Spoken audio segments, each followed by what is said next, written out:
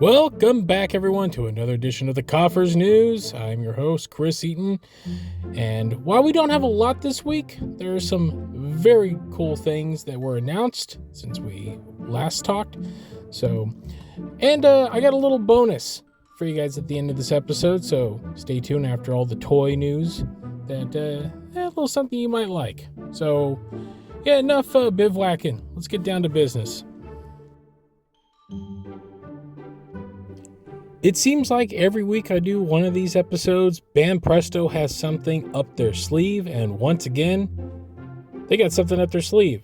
Celebrating the 40th anniversary of Godzilla vs. Space Godzilla, the two new additions to their Shinzazu, I believe I'm pronouncing that right, figure line, which are these cute, adorable little super deformed figures that start off as prizes for the UFO catchers. They have Little Godzilla in two forms, along with Space Godzilla in two different colorways. Now, right now, these are not available. They will start popping up in Japan this January as part of the UFO catcher games, and eventually be released down the line. So, you gotta be a little patient on these guys, but they're coming. Megahouse announced a brand new line of Godzilla -1 minifigures. The Petit Rama EX line, which showcases Godzilla -1 in many of his famous scenes, will be up for pre-order this week. They will run roughly about $60 US. These figures stand about 3.5 inches tall. And if you order the complete set, you get this full non-diorama Godzilla -1. Now, yes, these are essentially high-grade Bandai figures, as Megahouse is a subdivision of Bandai, but from what I've seen, these are a little more detailed. So you can order them from amiami.com if you want to get them stateside. If not, you're going to have to wait, as they are mostly a P Bandai exclusive. Super 7 at it again. They are a train that just won't stop. This week they revealed a new wave of Godzilla reaction figures. Yes, we are getting a brand new sculpt for several figures and a repaint. The repaint is for the Godzilla 74, which is the supercharged one. So he has the nice little blue spines. Actually, I think this makes the figure pop a lot more. Now, reactions are about 3.5, 4 inches tall, and they run about $20. The new figures in the line include Godzilla 64, first time this particular suit is getting a sculpt in the line, and I'm kind of digging the way it looks. And again, if you got kids, these are perfect figures for them, as well, you can throw these things at a train and they ain't gonna break. And finally, for a lot of other fans, King Caesar. I know this has been highly anticipated for people who are fans of the line, and for me, because, I love me some Godzilla vs. Mechagodzilla, and considering it's the 50th anniversary, it makes perfect sense for King Caesar to finally get some plastic glory. But that's not all from Super 7. No, they just dropped a brand new Ultimate figure that is up for pre-order, up for order right now. They will deliver it to your house. So this is the Blazing Godzilla, which is a loving tribute to the Trendmasters variant figure that came in that wild deluxe package back in the 90s. As always with Ultimates, he stands about 8 inches tall, comes with a varying degree of accessories, including different hands and heads. He has this wonderful translucent orange look. He runs $85, and much like the reaction figures, everything is now available to order to be shipped to you right now through super7.com. So no pre-orders. You don't have to wait. These are ready to go. So it looks like a new strategic plan from Super 7. So they're trying to cut down on the wait time, which I applaud them for. Seems like it's a bold move, Cotton. See how that pays off.